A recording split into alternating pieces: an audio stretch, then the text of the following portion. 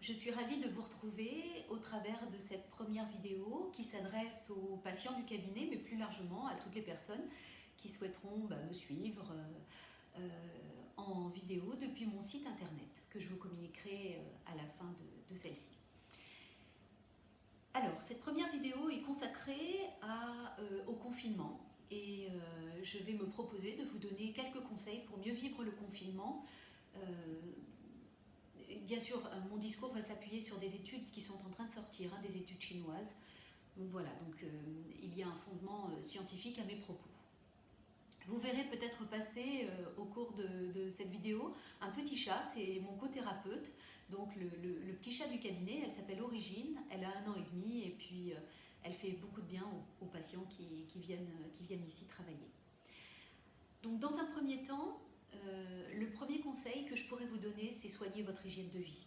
Donc les patients qui travaillent avec moi ont l'habitude, savent que pour moi l'hygiène de vie c'est fondamental parce que c'est ce qui va permettre d'augmenter un sentiment de compétence en début de thérapie notamment. Ça coûte pas cher et puis comme je dis de façon triviale, ça peut rapporter gros. Alors l'hygiène de vie, moi, telle que je la conçois là, c'est au travers de l'alimentation par exemple, au travers de l'activité physique, au travers d'activités plaisir, d'activités utiles et puis au travers du sommeil. Alors, commençons par l'alimentation. En période de confinement, les journées, pour les gens qui font du télétravail, donc la journée est séquencée par vos obligations professionnelles à la maison. Pour ceux qui sont en chômage partiel, cette journée peut paraître interminable et quelquefois anxiogène. Aussi, l'alimentation, les repas vont venir rythmer, séquencer cette journée. Ce qui pour moi est très important, c'est le petit déjeuner. Celui-ci doit être pris au moins en 15-20 minutes. Voilà, 15-20 minutes de petit déjeuner où on s'assoit en famille, avec les enfants s'il y a des enfants à la maison. Et puis on prend le temps, on se connecte et puis on discute déjà, on commence à construire cette journée. Là aussi, le petit déjeuner doit être complet. Je ne veux pas m'improviser diététicienne, mais c'est important de prendre une boisson, quelque chose de solide et puis un fruit. Voilà. C'est une manière d'équilibrer, d'intervenir sur votre bien-être. Les repas, le déjeuner, le dîner doivent être pris là aussi à des heures régulières. Il est important de prendre le temps de préparer ces repas, donc là aussi en famille, si on est accompagné. Il y a, même si on n'est pas très fort en cuisine, moi la première, j'ai trouvé une solution, c'est Monsieur P. Alors Monsieur P, c'est du surgelé, c'est vraiment bien. J'en parle très souvent dans les séances. C'est génial parce qu'on peut tout mélanger et puis après on assaisonne, donc avec du lait de coco, etc., des épices. C'est chouette, c'est une manière de manger équilibré puis de faire quelque chose de bien pour soi, de prendre ce temps-là, puisqu'on ne l'a pas en dehors de le reste du temps. Il est important de manger en famille et sans la télévision. Alors, pourquoi ? Parce que d'abord à la télévision, là, il y a des infos en continu et puis avec un martèlement en fait, du message, un message très anxiogène. Donc je vous invite vraiment à écouter les informations des sources fiables une fois par jour, plutôt en fin de journée, c'est pas la peine de faire plus. Donc les repas, le déjeuner, le dîner se prennent donc à table, pas devant la télévision, sinon c'est plus compliqué d'avoir cette satiété, de la ressentir en tous les cas. Là aussi en famille, si on est en famille, on se parle. Amusez-vous aussi à regarder votre assiette, le contenu, les couleurs, la texture, les sensations dans la bouche. Alors je ne vous demande pas de manger en pleine conscience, mais par exemple faites ce travail, faites ce jeu-là avec les enfants, ils aiment beaucoup ça marche à tous les coups.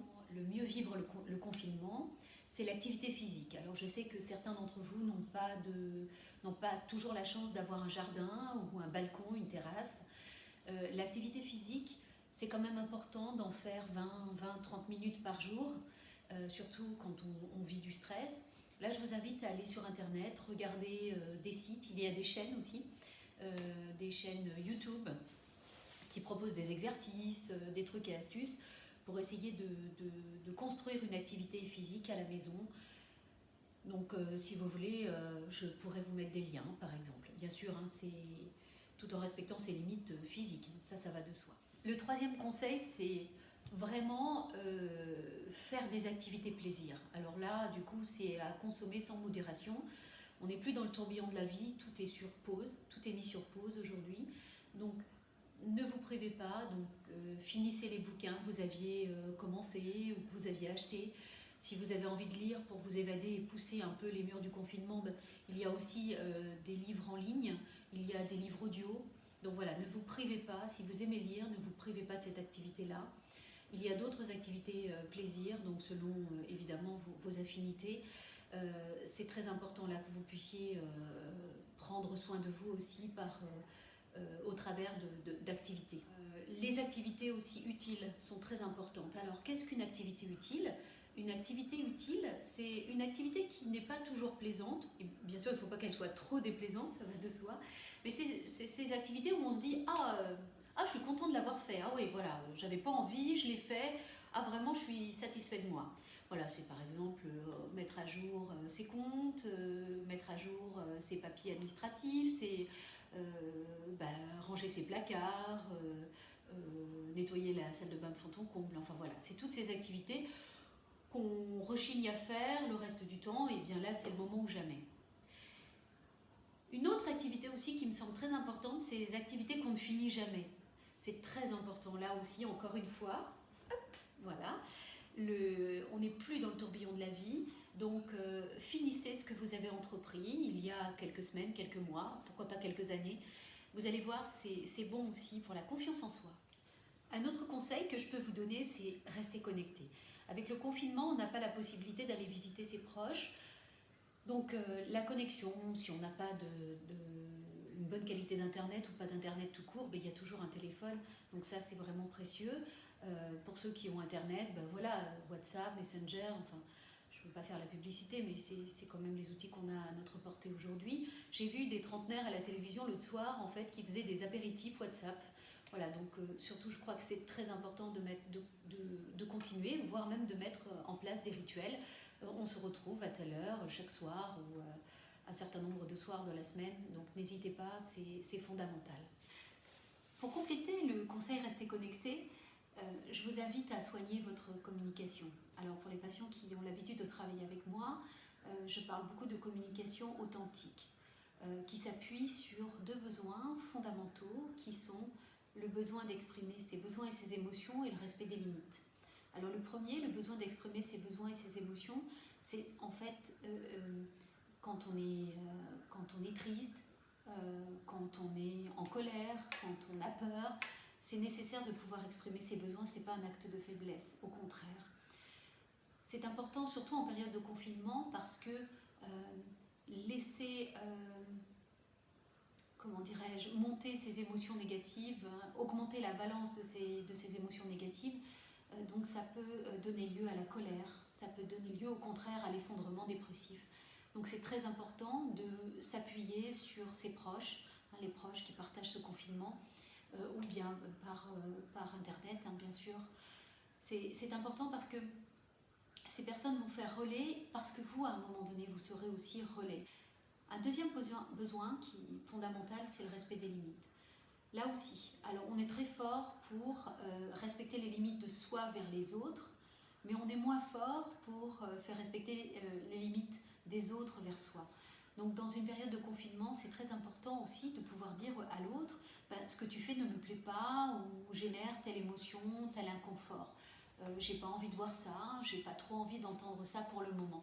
Voilà, ça c'est très important aussi de communiquer là-dessus, donc de bien faire respecter vos limites. Ça permettra déjà une meilleure affirmation de soi, et vous savez, pour ceux qui travaillent avec moi, que l'affirmation de soi c'est la liberté. Je vous invite en fait à continuer à vous habiller, pour les filles qui se maquillent, à se maquiller, porter des bijoux, comme si en fait vous vous apprêtiez à sortir. Ça c'est important parce que C'est important pour l'image qu'on a de soi, et puis aussi ça dynamise, ça permet de rester quand même dynamisé, de rester connecté à soi et puis quelque part connecté au monde.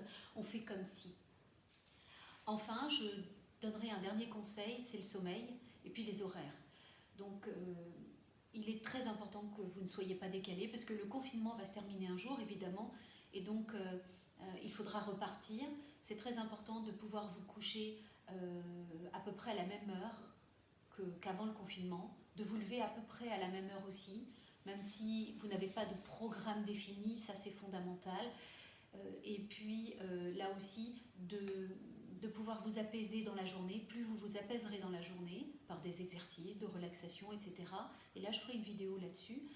Et plus la qualité du sommeil sera meilleure. J'en ai terminé avec cette vidéo. J'espère que vous aurez trouvé un intérêt. Vous pouvez m'écrire à l'adresse mail qui est affichée. Donc pour me dire si vous avez apprécié, ce que vous avez aimé, moins aimé, et puis aussi me donner des idées de thèmes de vidéos. Ça c'est avec grand plaisir que je lirai tout ça. Je vous dis à très bientôt, prenez soin de vous, sortez le moins possible s'il vous plaît, et puis j'espère vous retrouver très vite. Au revoir.